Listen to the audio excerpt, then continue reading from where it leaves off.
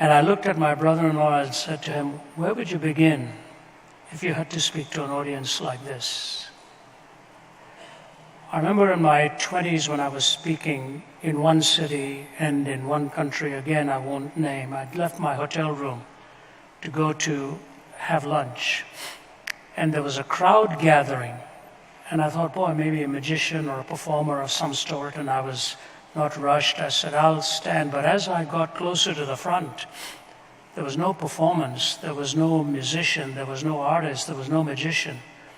It was a man completely naked who was insane, clawing away at himself and doing crazy things.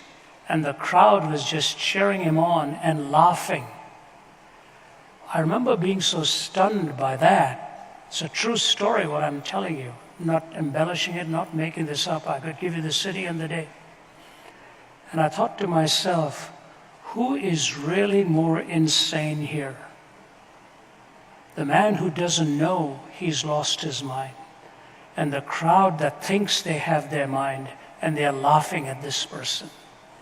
Ought somebody not to have called a hospital ambulance or a police officer and take this pitiful human being away to help him and get clothed and try to give him some kind of shelter? The emotional response we have at the masses and their response may seem just that. It is not an emotional response. It also has to be weighed through intellectually. People believe many, many things. There are billions of people who today would believe in an autocratic government, a domineering government. There are people, we were in Iraq a few weeks ago. We were having lunch with a man who was involved in killing people. And they told us of some ISIS people who had come into that hospital. And the ISIS people were talking to each other, as soon as these people have made us well, we'll kill them. And to their own shock and surprise, they saw the love of these doctors and the nurses. And when they were made well again, they wanted to know what is it that makes them tick, why they think the way they do. You and I will not be the ultimate judge over any human being. We leave that in the judgment of God, and the Bible says the judge of all the earth will do that which is right. But for me not to tell them of the gospel of Christ would be like me finding a cure for cancer and walking through the hospital ward and seeing so many dying of cancer and not telling them what the answer really is and what the cure really should be.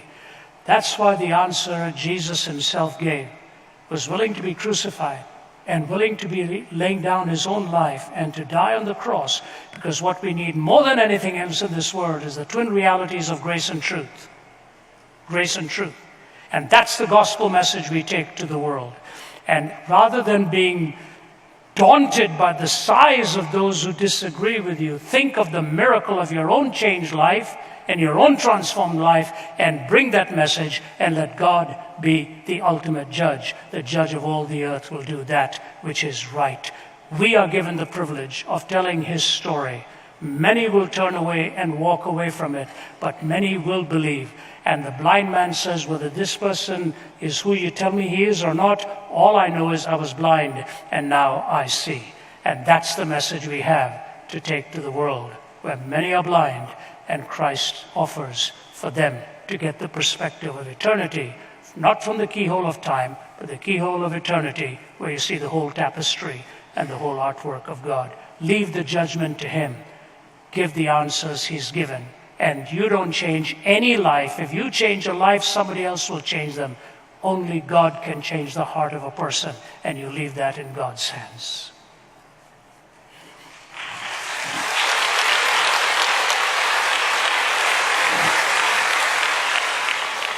Just to add a couple of thoughts on the tail end of that. I was one of those people, by the way.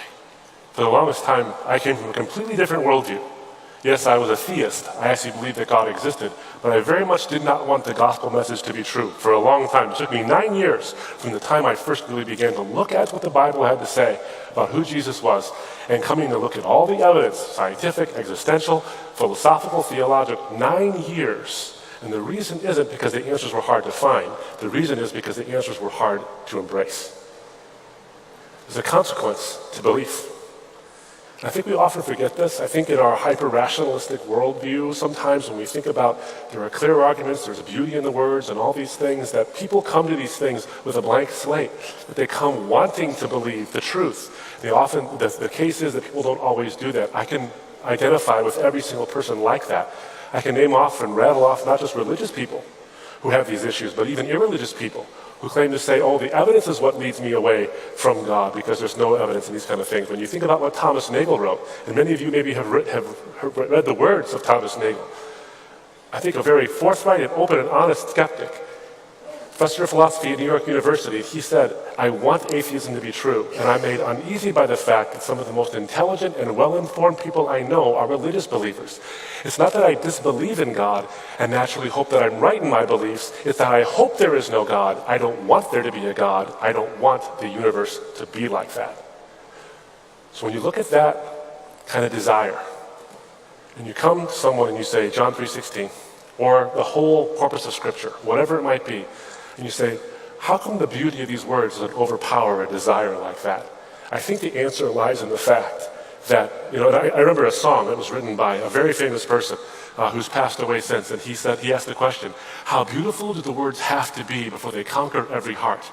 And the answer is simply this, there are no words as beautiful as possible to overcome someone's free will. It was because people didn't despair, although it can be quite despairing, about the power of these words and the power of this truth, that they kept at it for 9 years, almost a decade. And I'm thanking God that they actually did persist, despite the fact that it didn't seem like the words were beautiful enough to convince. But they are there, and they actually do prick the heart, the conscience of someone who doesn't want to believe, whether it's from a religious worldview or a non-religious worldview. And all I would say is this, is that, as Ravi said, it's not us who does the convincing. It's the words, but also the power, I think, of the Spirit of God working in someone's life to point them to something that matters to them. I think part of the reason why we don't see conversion is because we say, this is the truth, you are just wrong about this. This is the truth. As opposed to saying, this is the truth, and it speaks to you specifically. When the Apostle Paul says, let your speech always be gracious as though seasoned with salt, so you may know how you ought to answer each person.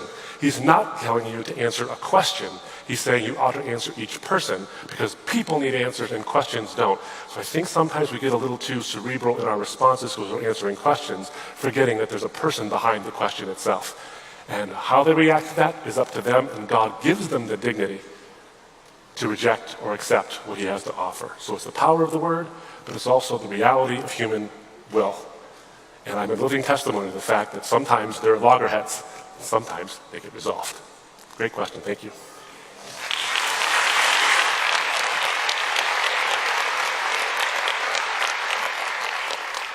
Great speech, both of you guys. Obviously, today's conversation, the thrust behind it is truth. So how am I supposed to believe in the truth, the validity of Jesus in the Bible when we have no writings from Jesus himself? There's decades, if not up to a 100-year period, where we have no writings from anybody else about Jesus when there were lesser supposed gods performing miracles, which they did write down. And then when you finally get to an account of Jesus, the Gospels, you have conflicting stories. Just quick example, when they go to the tomb and they roll the stone off, one, there's an earthquake and angels appear. The other one, that doesn't happen. One, there's Mary there. The other one, she's not. So they're not like small discrepancies like Jesus was wearing a red shirt or a blue shirt. We don't have any real evidence from Jesus during his lifetime. And then hundreds of years later, we're supposed to believe these conflicting reports. How am I supposed to reconcile that? Thank you. Thanks for that. That's a shotgun of a lot of objections there. I don't want to necessarily discount any one of them by not being able to answer all of them. Obviously, with a time constraint, we have to make sure that we go to the more pungent ones you've actually mentioned. I think you're just factually wrong about the disparity between the times of the writings in Jesus' life.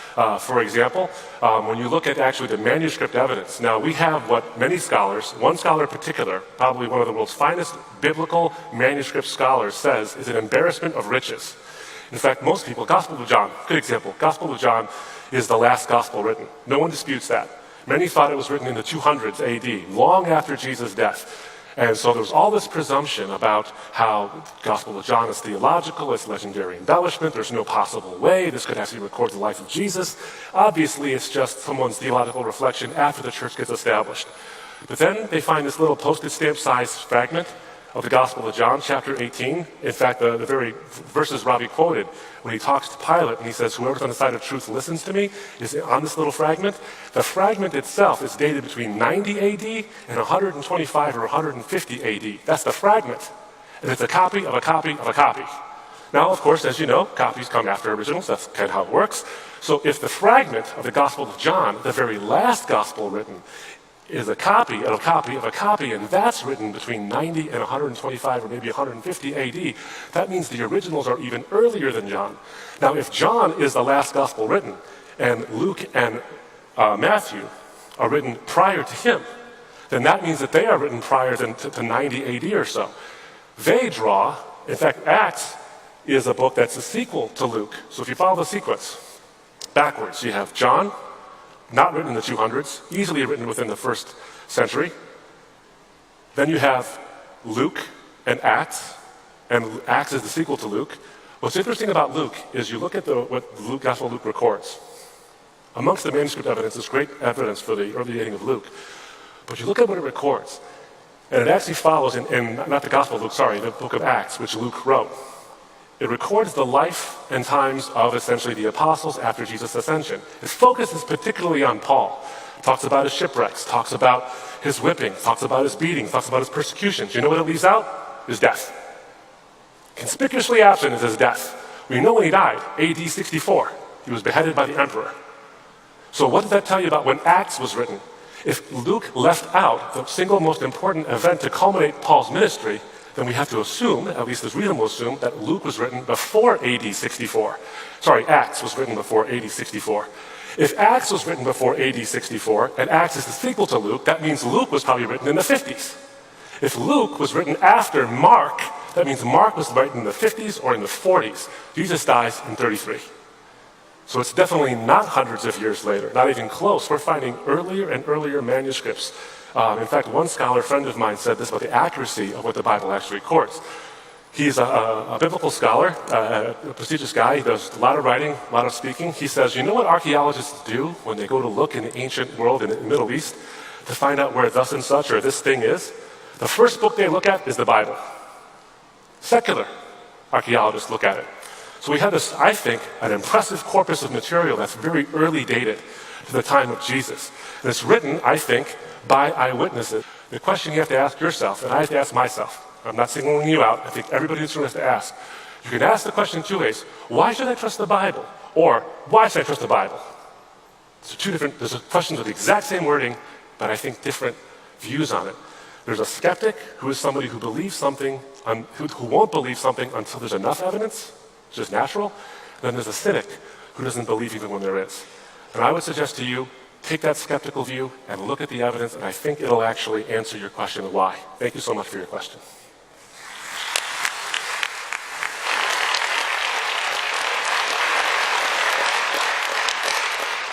Again, thank you both for a very interesting and thought-provoking talk. It was a great pleasure. So this is another question from a skeptic. Even if we grant that we are living in a world where we lack a fixed anchor of truth, I think it's a whole nother matter, whole nother task to show that Christian faith is the exclusive means to that faith. And I found it interesting that you mentioned Kant towards the end of your talk, because from what little I understand of Kant, it seems that his project, Critique of Pure Reason, was distinctly a religious quest for truth, using only human senses and faculties as a departure point. And I think it's safe to say that a fair number of people would agree that Kant did a fairly good job of establishing not only a comprehensive view, a comprehensive explanation of the universe, but also establishing an objective moral framework. And presumably, one could maybe think of other counterexamples as well, or at least we should have a very good reason at least for being so easily dismissive of those alternative possibilities. So in a nutshell, my question is, what entitles us to believe that Christian faith is the exclusive means to truth? There are basically, contrary to what people might think, there are not that many, there's not an infinite number of answers to the question that you have raised. There's the Judeo-Christian worldview, There's the Islamic worldview. There are the pantheistic worldviews, Hinduism, Buddhism, Jainism, and many of the other isms that are takeoffs on that have a pantheistic backdrop to it, where every life is a rebirth and the karmic law is at work. And so whether you take Hinduism, Buddhism, Sikhism, whatever, they believe in at least two things that they all hold on to, that every birth is a rebirth and every birth is a payment for your previous life. So the karmic law and the reincarnation law hold true in most of the pantheistic frameworks. You've got two very contrary views in the monotheistic worldview, the Judeo-Christian worldview on one side of it and the Islamic worldview on the other. We often think all religions are fundamentally the same and only superficially different. It's actually the opposite is true. They are fundamentally different and at best only superficially similar. Even the golden rule is not the same in Confucianism as it is in the words of Jesus Christ. So while your question is the most important one, the Judeo-Christian worldview, I think, has the answer for what you are asking. Your worldview is a set of lenses through which you look at reality. Whether you think about it or not, you're always looking through those lenses. And that worldview has been framed by answering four questions. The question of origin, meaning, morality, and destiny. Four questions: origin, meaning, morality, and destiny. What are you looking for? The one question you're looking for is the answer to the truth. What is the truth? How do you come to the truth? Philosophy will tell you there's the correspondence theory and the coherence theory. Statements you make about specific answers have to correspond to reality, and when all of those answers are put together, there has to be a coherence to these answers. If there's a systemic contradiction, you will pick it up immediately. Looking for truth, correspondence, coherence. How do we arrive at it? Logical consistency, empirical adequacy, experiential relevance. That's the way the classic points of testing have gone. Logically consistent, empirically adequate, and experientially relevant. Truth, correspondence, coherence, logical consistency, empirical adequacy, experiential relevance. Origin, meaning, morality, and destiny. You take the 1, 2, 3, 4 grid, and you will generally find, as a rule, the response is made coming from one of 5 disciplines, either from theology, or you're dealing with epistemology, or dealing with cosmology. There are 5 major disciplines that converge into the answers that are raised in origin, meaning, morality, and destiny. Why is it that Jesus Christ is so exclusive and unique? And in talking about the scriptures, to the gentleman who asked that fine question earlier, right in the time of Jesus, in the very time of Jesus, the entire gospel was captured in one hymn. It is the earliest complete gospel we have. Interestingly enough, in a hymn that they sang, Paul repeats it, who being in the form of God, thought it not robbery to be equal with God, made himself of no reputation, took upon himself the form of a servant, being found in fashion as a man, he humbled himself and became obedient unto death, even the death of the cross. Wherefore God also has exalted him and given to him a name that is above every name, that at the name of Jesus every knee shall bow and every tongue shall confess that Jesus Christ is Lord, to the glory of God the Father. That was the earliest fragment they found. That's why the Bible talks about how they sang to each other in spiritual songs. Now that gospel meta-narrative is so unique, because you go back across the Old Testament, you've got the 40 plus books, total books, 66 books with 40 different authors. They all point towards the following reality, that the problem with humanity is not outside of ourselves. The problem with humanity is inside of ourselves. Your heart and my heart is desperately wicked. We don't like the word sin. And so when I'm interviewed, if you on a media, if you want to end the interview and they say, what's the problem then? And if you say sin, the interview is over. So I don't say that. I say the problem is we have lost the purpose for which we were created. And they look at you and say, what is that purpose? And that's when you realize that the purpose that God has created for you and me is that relationship with him, that communion with him. And when he says the greatest commandment out of 613 laws given, When Jesus was asked what is the greatest commandment, he said that you shall love the Lord your God with all your heart and soul and all your mind and all your strength, and love your neighbor as yourself. On these two laws says hang all of the prophets and all the commandments. These two laws, to love God and love your fellow human being. You do not get that imperative and that intrinsic worth from any other worldview. That you are made imago Dei. You are made in the image of God. I have no way and justification by which I can violate you. So your intrinsic worth, your departure from purpose, what is the remedy? The remedy is when grace and truth, I am a creature in need of forgiveness. You are a creature in need of forgiveness. And when Jesus looks at his murderers and says, Father, forgive them, for they do not know what they are doing, what you're really finding out is that the four absolutes we look for, evil, justice, love, and forgiveness, are answered in the life, death, crucifixion, and resurrection of Jesus Christ. So he diagnoses your malady, gives to you the way of the cure, builds into your life that proclivity for following him and embracing his truth, and enables you to love your neighbor as yourself, even in the disagreements with which we live. So I say to you, you ask any other worldview, or take even the American Declaration of Independence, that we hold these truths to be self-evident. What is that? Self-evident. And that we have been endowed by our Creator with inalienable rights for life, liberty, and the pursuit of happiness. Pantheism would never have said that. Naturalism would never have said that. And dare I suggest even the Islamic worldview wouldn't say that, because we are not created equal in that worldview. There are two houses, the house of war, the house of Islam. As far as I'm concerned, even people who I disagree with, my Lord has told me to love them and to be willing even to lay down my life for the truth that he's given to us. The answers of Jesus are so beautiful and so unique. That's why the hymn writer says, heaven above is softer blue, earth around is sweeter green. Something lives in every hue Christless eyes have never seen. Birds with gladder songs o'erflow, stars with deeper beauty shine. Since I know as now I know, I am his and he is mine. And I leave you with just two footnotes. One from a child and one from a philosopher. My grandson Jude is just turned 6. When he was about 3.5 years old, his mother Naomi, my daughter, lost her car keys. And she was looking around the house and slapped her forehead and said, I must be losing my mind.